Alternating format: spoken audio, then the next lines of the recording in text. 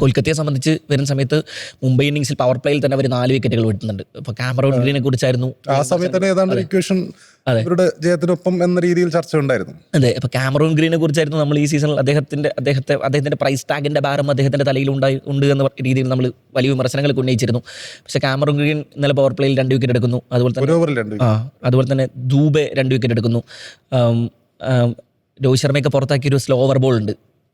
അങ്ങനെ അവരുടെ top order ശരിക്കും പൊളിഞ്ഞു പോകുന്നു. സ്കൈ വീണ്ടും നിരാശപ്പെടുന്നു. സ്കൈ കുറച്ച് ആക്സലറേറ്റ് ചെയ്ത് തുടങ്ങി, പക്ഷേ സ്കൈ പെട്ടെന്ന് നിരാശപ്പെടുന്നത് കണ്ടു. റിക്കിൾട്ടൺ വീഴുന്നു, രോഹിത് ശർമ്മ വീഴുന്നു, അങ്ങനെ നമൻധീറും വീഴുന്നു. നമൻധീർ ഈ സീസണിൽ അവർക്ക് കുറച്ചുകൂടി പ്രതീക്ഷയുള്ള പ്രകടനം നൽകിയ മനുഷ്യനാണ്. പിന്നുള്ളത് ഹാർദിക് പാണ്ഡ്യയും തിലക് വർമ്മയാണ്.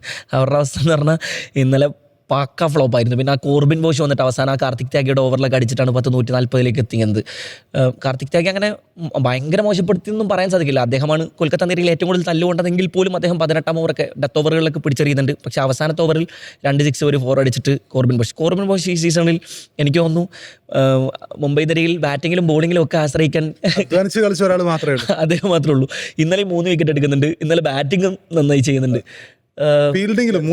അതെ, ഫീൽഡിലും നല്ല പ്രകടനങ്ങൾ കാഴ്ചവെക്കുന്നുണ്ട്. പക്ഷെ പവലിനെ നല്ല മിസ്സാക്കുന്നുണ്ട് അദ്ദേഹം.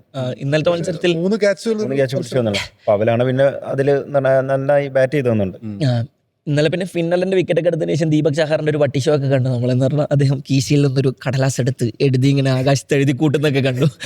വലിയ കോൺഫിഡൻസിലായിരുന്നു അദ്ദേഹം. പക്ഷെ പിന്നെ അവിടെ പവലും പാണ്ഡ്യയും ചേർന്ന് പിന്നെ മുംബൈയുടെ കയ്യിൽ നിന്ന് കളി. ഇപ്പം എന്നാലും ജസ്പ്രീത് ബുംറയെ കുറിച്ചുള്ള കണക്കുകളൊക്കെ എടുത്ത് നോക്കിക്കഴിഞ്ഞാൽ ഇനി മത്സരങ്ങൾ ഒറ്റ മത്സരമാണ് ബാക്കിയുള്ളത്.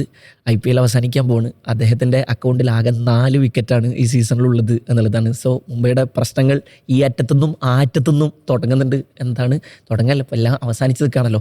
അപ്പോൾ മാനേജ്മെൻറ്റിന് ജസ്പ്രീത് ബുംറയെ സംബന്ധിച്ചല്ല, മറ്റു ടീമുകളെ സംബന്ധിച്ചൊക്കെ വലിയ പുനരാലോചനകൾ നടത്തേണ്ടി വരും. സ്വാഭാവികമായിട്ടും അവർക്ക് യങ് ടാലൻറ്റുകളെ കുറിച്ച് ആലോചിക്കേണ്ടി വരും. ക്യാപ്റ്റൻസി ചേഞ്ചിനെ കുറിച്ച് ആലോചിക്കേണ്ടി വരും. മെഗാ ഓപ്ഷനാണ് അടുത്ത സീസണിൽ വരുന്നത്. സോ സ്വാഭാവികമായിട്ടും മുംബൈ കുറേ ഒരു പൊളിച്ചു പണിക്ക് നിർബന്ധമായും ഒരുങ്ങേണ്ട ഒരു സീസണാണ് വരുന്നത്. അവസാനം കാലമടക്കുന്നൊക്കെ പറയാൻ മാത്രം പോലും ആ ടീമിൽ നിന്നൊന്നും ഇല്ലാത്തൊരു അവസ്ഥ.